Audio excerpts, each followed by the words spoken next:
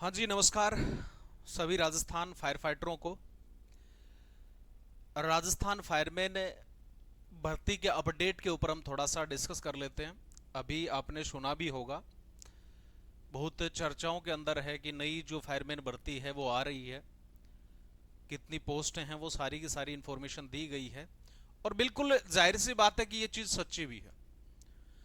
अभी हालांकि आपने देखा भी है कि सीएमओ साहब ने जितने भी जो डिपार्टमेंट हैं उन सभी से खाली जो पड़े पद हैं उनकी डिटेल मांगी गई है, और वो सारी की सारी जो डिटेल है वो डीएलबी डिपार्टमेंट को सौंप दी गई है। आगे नेक्स्ट जो प्रोसेस है, इनका जितनी भी जो रिक्वायरमेंट्स हैं, जितनी भी जो वैकेंसीज हैं, उनके ऊपर आगे प्रोसेस शुरू किया जाना है, और जल्द ही इनका प्रोसेस जो है वो स्टार्ट होगा। ठीक है, तो ये वैकेंसी फिर दोबारा 2024 के अंदर आ जाती है, तो इसको घबराने की जरूरत नहीं है। बहुत सारे कैंडिडेट का पिछले वाली भर्ती के अंदर निराश भी हुए थे, दिल भी टूटा था। देखिए, जिंदगी के अंदर उतार चढ़ाव आते रहते हैं, कोई फर्क नहीं पड़ता। लेकिन जिस दिन आप संघर्ष करना छोड़ देते हैं ना, वो सबसे बड़ी दुख भरी चीज है।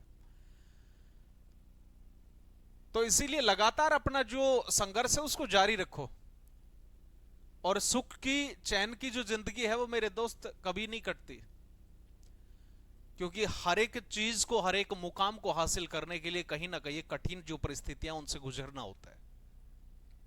तो कुछ कैंडिडेट रह गए, फिर दोबारा से उठो, फिर दोबारा से तैयारी करो, और जिस पार्ट के अंदर हमारी कमी थी ना, उस पार्ट को साइड में कर दो, बिल्कुल साइड में कर दो।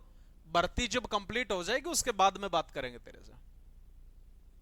तो ये रिक्वायरमेंट है 2024 वाली भर्ती की।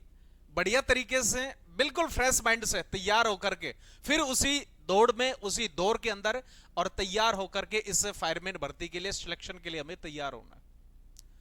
वैकेंसीज की डिटेल हालांकि आप सभी को लगभग पता ही है। इसमें फायरमैन की इसके अंदर है टोटल 890 पोस्ट।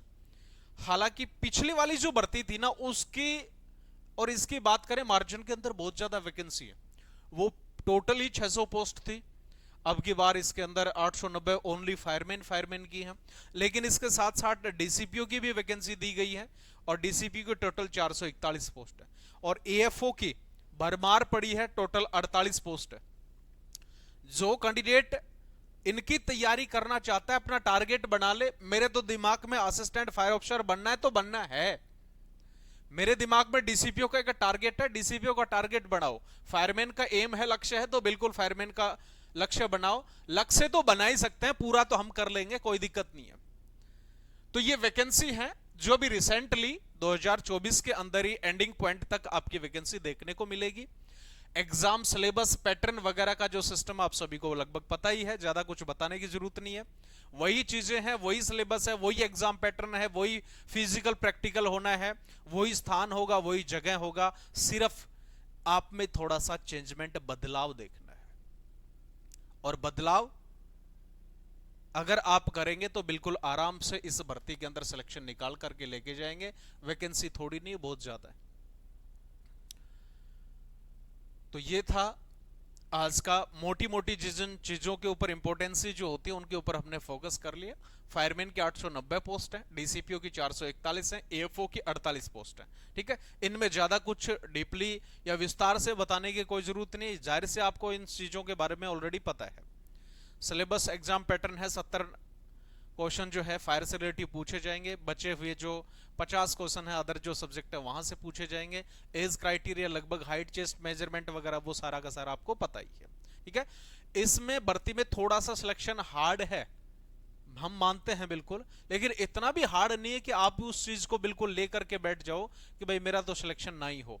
वैकेंसी भरमार पड़ी है, कैंडिडेट कम मिलेंगे, और पुराने जो कैंडिडेट है आराम से इस भर्ती के अंदर सिलेक्शन निकाल करके लेके जाएंगे।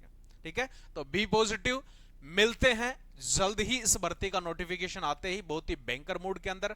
तब तक के लिए स्वस्थ रहें, मस्त रहें। जय हिंद, जय भारत।